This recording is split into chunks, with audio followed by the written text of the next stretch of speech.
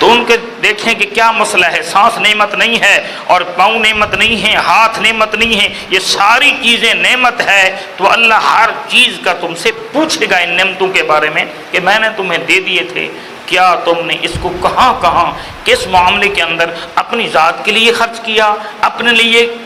کیا، کیا تو نے میرے لیے کیا۔ حقیقت میں جو اللہ تعالیٰ کے لیے کام کیے جاتے ہیں وہی بندے کے اپنے کام آتے ہیں۔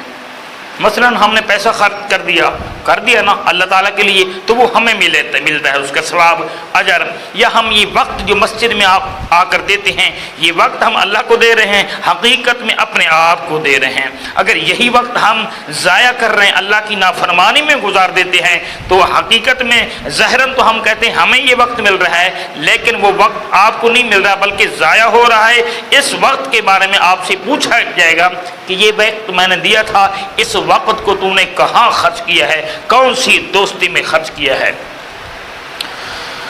لکھ میاں محمد بخش صاحب فرماتے ہیں، لکھ بہار حسن دی آخر خاک اندر سمانی، لا پریت محمد بخشا اے جھیں جگ وچ رہے کہانی۔ ایسی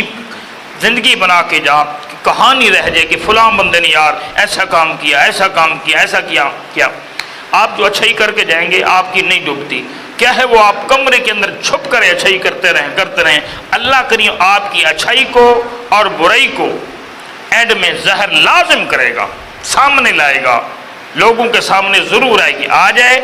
کل آئے، 10 دن بعد آئے، 6 سال بعد آئے، زندگی کے آخری سانس میں آئے، یا اللہ پردے رکھ لے زندگی کے بعد میں آئے، جو آپ نیکی کریں گے وہ بھی سامنے آئے گی، برائی کی ہے آپ نے وہ بھی لازم سامنے آئے گی، اللہ چھوڑے گا نہیں۔ اور پھر اللہ تعالیٰ ہمیں معاف فرمائے، وَغَرْنَ إِنَّ بَطْشَ رَبِّكَ لَشَدِيدٌ۔ کہتے ہیں یار ہم نے یہ کام کر دیا، برائی ہماری پکڑ نہیں ہوئی، یہ برائی ہو رہی ہے ہماری کچھ بھی پکڑ نہیں ہے۔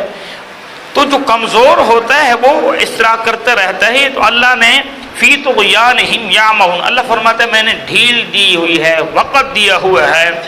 کہ میرا بندہ توبہ کر لے اور مسلمان ہو جائے، اور مسلمان گناہ کرتا ہے تو توبہ کر لے، توبہ جو ہے نا اس نے کر لی، نمازیں پڑھتا ہے، پھر استغفار کرے، میں اس کے درجے بلند کر لوں، مگر نہ میری جو پکڑ ہے اللہ فرماتا ہے وہ انما امرہ اذا اراد شیئا ان یقول لہ کن فیکون۔ اللہ فرماتا ہے ہم جس چیز کا ارادہ کرتے ہیں بس کہتے ہیں تو فوراً ہو جاتا ہے۔ تو لہٰذا یہ نہیں کہنا چاہیے کہ جی دیکھو جی فلاں نے اتنا کام کیا اس کی کوئی پکڑ نہیں ہے، کوئی ایسی نہیں کی ہے، لہٰذا اللہ نے ڈھیل دی ہوئی ہے۔ اللہ کی پکڑ تو ان بطش ربک لشدید، اللہ تو ایسی شان کا مالک ہے کہ حضرت موسیٰ علیہ السلام کو دریا سے پار کرا دیتا ہے، فرعون آتا ہے اسی دریا کے اندر غرق ہو جاتا ہے۔ یہ اللہ کی پاور اور شان ہے، قدرت ہے، اور مسلمان کی یہ شان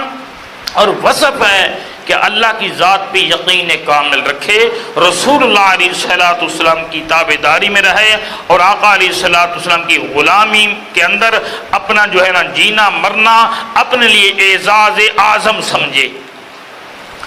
تو بعض اوقات اللہ کریم دنیا کے اندر بھی بندے کو وہ چیزیں دکھا دیتا ہے، دنیا کے اندر بھی بندے کے ساتھ وہ معاملات پیش آ جاتے ہیں، وگرنہ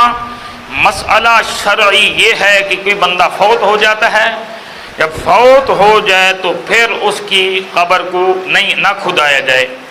جب تک اس کے لیے فقیہی جو شرعی مسائل سے بخوبی واقف ہو اور ساری آپ کی چیزیں سن کے بات، یعنی کوئی چیز قبر کے اندر گر گئی ہے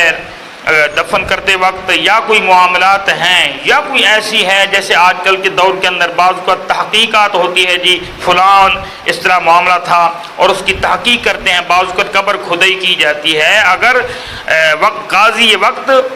آرڈر دے تب آپ قبر کی کھدائی کر سکتے ہیں، وگرنہ نہیں۔ اللہ اپنی شان کے لائق جب بھی چاہتا ہے تو وہ ایسی معاملات دکھا دیتا ہے۔ حضرت سیدنا صدیق اکبر رضی اللہ تعالی عنہ کے مبارک دور کے اندر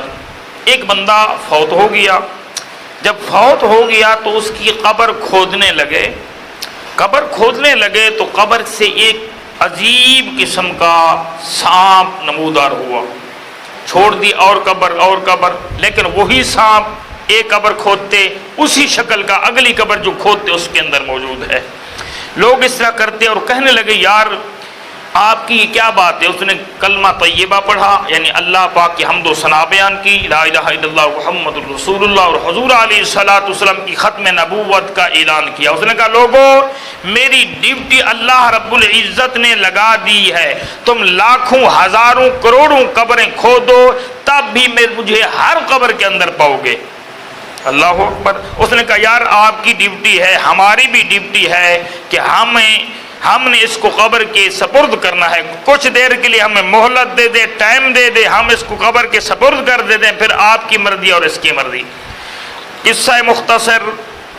جب قبر کو کھودی گئی وہ سائڈ پہ ہو گیا، اس کے بعد جناب اس کے گھر والوں سے پوچھا گیا کہ اتنا بڑا گناہ کون سا تھا کہ دنیا کے اندر یہ عذاب برزخی یعنی جو چھپایا ہوا عذاب ہوتا ہے، بہت توجہ طلب اور سمجھنے کی بات ہے، جو چھپایا ہوا عذاب ہے اللہ پاک ظاہر نہیں فرماتا کون سے اس کے بڑے گناہ تھے کہ ان گناہوں کی نحوست کی وجہ سے جو برزخی اللہ کا عذاب تھا وہ ظاہر سامنے آ گیا۔ تو گھر والوں نے کہا جب اذان ہوتی تھی یہ مذاق تو کرتا تھا لیکن مسجد میں نہیں جاتا تھا اور سود خوری کرتا تھا، اور زکوٰۃ اس پر فرض ہو گئی تھی یہ زکوٰۃ نہیں دیتا تھا،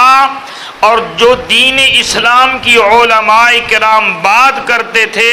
یہ مذاق کر کے ٹال دیتا تھا، مذاق کرتا تھا دین اسلام کی باتوں کو۔ یہ تین وجہ سے، یعنی اذان ہوتی وہ نماز میں نہ مسجد میں نہ جاتا نماز پڑھنے کے لیے، اور زکوٰۃ فرض ہوگی زکوٰۃ بھی نہ دیتا، سود کا کام کرتا،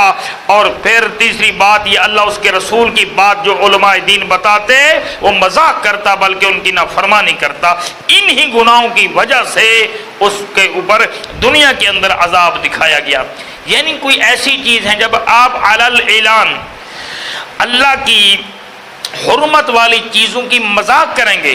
آپ کا جو اوپر جو عذاب آنا ہے بسا اوقات اللہ کریم اس کو بھی ظاہر فرما دیتا ہے، کیونکہ یہ اللہ کی شان یہ صفت قہار بھی ہے کافروں کے لیے ظالموں کے لیے۔ اور ان بطش ربک لشدید،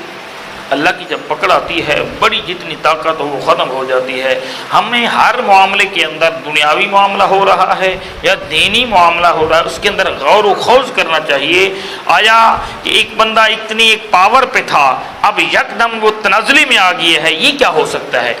اسی طرح ہمارے ساتھ بھی ہو سکتا ہے، اس سے سبق حاصل کرنا چاہیے۔ آیا